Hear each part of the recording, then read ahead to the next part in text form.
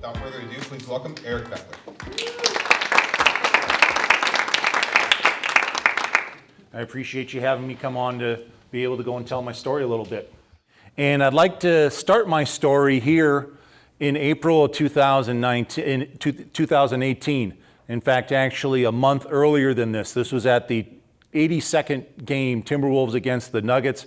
Winner got into the playoffs, Timberwolves won. But a month before that, I got a call from someone at the Timberwolves. And as a youth basketball coach, I knew a good number of folks there, but this is someone new. And Steve started talking to me about this program that they were doing with the junior NBA, looking to be able to support and recognize youth coaches in the area where the Timberwolves have prominence, so mostly the 5-state area. And it was really kind of interesting, and he's talking about what they're looking to do, and it's like, okay, how can I help? How can I help? You got a decent network, where's the ask? What are they gonna ask me to do? 4 minutes, 5 minutes go on, I'm like, okay, where's the ask? Where's the ask? And he tells me that there were 3 groups of parents in this 7th grade group of boys that I was coaching that submitted nominations for me to win this award. And they told me that out of all the applications they got, they chose me. And needless to say, I was stunned. I was floored. I got off the phone, I cried. I talked to my wife, I talked to my coaches that I played with at Hamline University in college. But most of all, I ended up thinking back to 2011, where I was in the middle and the deepest part of a 10-year case of high-functioning depression. Early on in 2011, I was coaching my older son. I was a horrible coach that would just bottle everything up and it would snap at them. I was a horrible husband. I was a horrible father. Couldn't control my emotions because there was so much stress going on in me that I actually was relieved of my duties in one of the basketball jobs that I had because I wasn't all that good and kids wanted to not play basketball anymore. And I did the strongest thing I ever did in my life, and that was to ask for help. So I saw a therapist, I got on some medication, and I started on this journey to be able to look back at myself and the stories of my life where I liked myself or even loved myself, where I was doing good things, I was part of something special, and I was having fun. I enjoyed what I was doing. And then in every one of those stories, invariably, there were 4 common threads. And I'll get into them a little bit here later, but those were love and respect, seeing things again and differently. There's service and fun and joy. So as I went through and started practicing those, it's like, okay, I want to try and practice some more love. I want to try and serve a little bit more. I want to find ways I can have some fun because I wasn't having fun because I was deep depressed. I started noticing something. Then instead of before when the stress would come on me, and I think we've all been here, the stress comes on and it's like, we can't take another thing. And we can't take on another thing, and another thing comes. Instead of that, I was starting to lean into the stress. I was starting to attack it with power, with love. And not only that, I was starting to be able to go and see past that stress, to find out not just what the symptoms were, but what the actual causes were, and attack them at that point. So if the stress ever came back, it would be minimized, if it ever came back at all.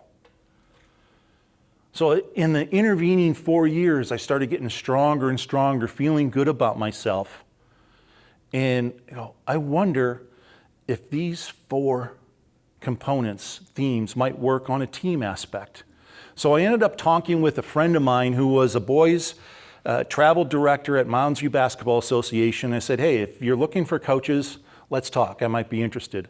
And they set me with a group of 6th grade boys, and I decided to use them as guinea pigs.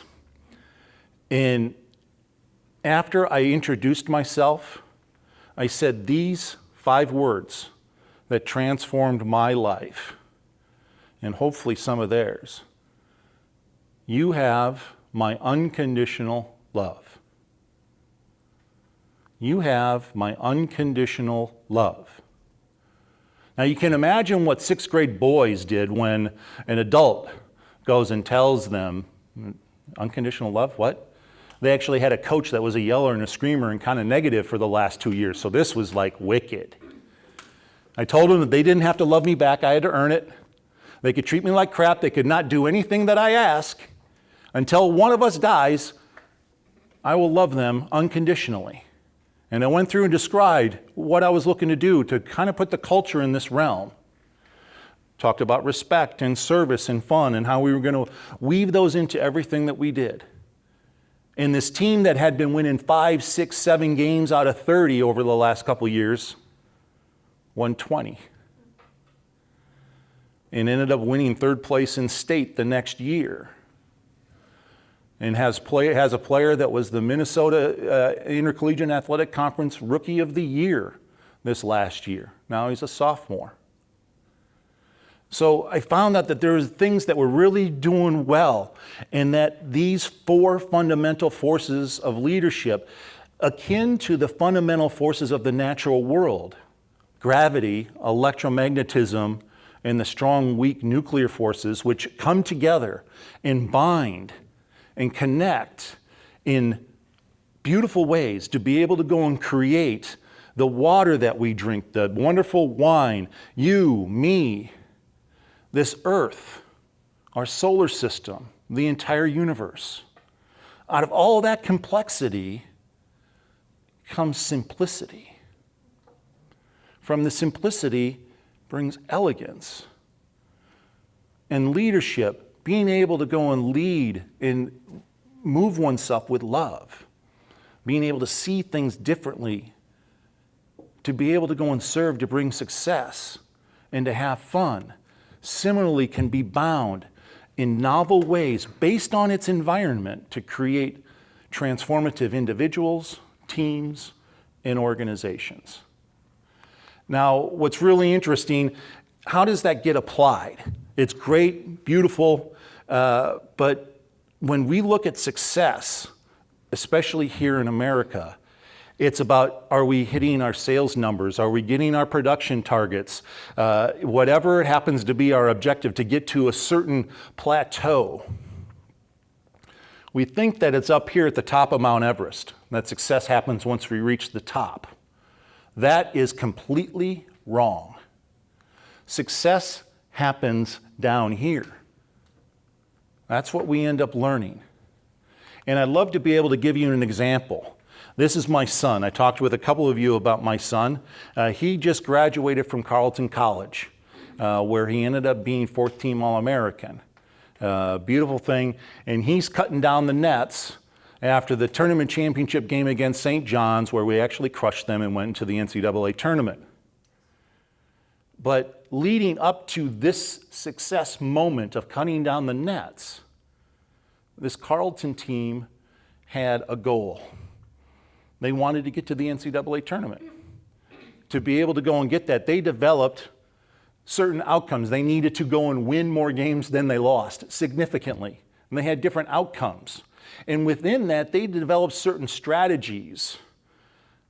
You could do things on offense, you could do things on defense. And if I went on the offensive side, they actually had a brand new coach. He was an assistant, but the assistant that Jeremy had been with for the last 3 years decided to retire. So it was a brand new offense that was set forth. Completely different objectives and structures and processes and the way things are built that they had to go and figure out what was going on. Every team has that though. They have their own KPIs, they have their own strategies, right? No matter what organization you're in. And from those strategies, you have different programs that you set forth. In this case, they practice certain ways to be able to go and learn the offense, to be able to understand where the roles are, who's going to be setting screens for who, where these openings are going to come based on the offense. They start practicing in every day on the practice court what can be done. Every single team in the MIAC does that. Every single organization runs their programs, similar programs, the same way, because everything that your organizations have your competition does 95% of the same thing. Same things happen in basketball. But from that, they do drills. Every time they sit there and they do shooting drills to be able to shoot better. They run different things on scenarios to be able to get players more open, which go and create more successful shots. Every team in the MIC does that. They work on the skills to be able to go and work on elbow placement and how they go and put their hand towards inside the rim to be able to make things happen. They work on their footwork and balance. Every single team in the MIC does that. But what makes the Carleton team different, given that in the MIC, there's no athletic freaks. Jeremy is 6'8", but he is not necessarily fast. He's halfway strong, but he's not necessarily strong. Everyone in the MIC is equal, generally, athletically. They're smart. They know the game of basketball. They practice the same way. They do the same drills. They generally have the same offenses. What is it that made the Carleton team 24-4, school record in wins, top 15 in three-point field goal percentage, top 15% in scoring, in the top 50? They went and practiced the fundamental forces more completely. So they went and had their outcomes, the strategies, the programs that are there. They worked their processes just like everyone else into the task, but they did it with more love for one another, more love for the process to be able to say, hey, here are some opportunities. What can we do to be able to grow, to make mistakes and learn? How do we love learning? How do we respect, which I define in the Latin construction, re again, spicere to see? How do they see things again when stress happens, when they lose a game or they get beat down the floor one time? How do they see things again, how they don't have to make that mistake again and can actually transform? How do they serve themselves, the teammates, the whole team, to be successful? Which includes accountability. So if someone is not carrying their weight, how do they hold each other accountable to drive personal and team success?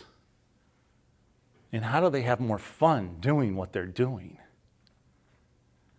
Now, you could look at this as a marketer or a leader or a finance person or someone who does tub refinishing.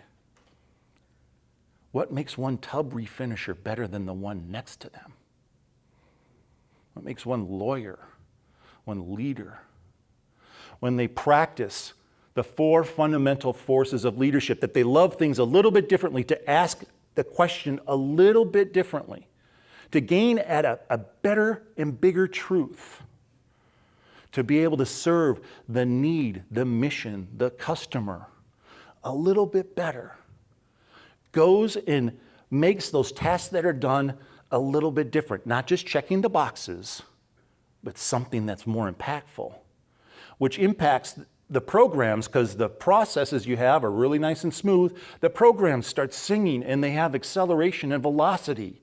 And the strategies, wow, holy cow, these things are going great. And those KPIs that most people go and focus on, they're blown out of the water because what's done at the bottom every single day creates the success that everyone's looking for. Your job as leaders, as business owners that have staff that depend on you, is to find, empower, and catalyze the 4 fundamental forces of leadership: love, respect, service, and fun in everyone that you touch. Because if everyone starts practicing those forces a little bit more, that amplifies and accelerates everything that can be done. Thank you for your time.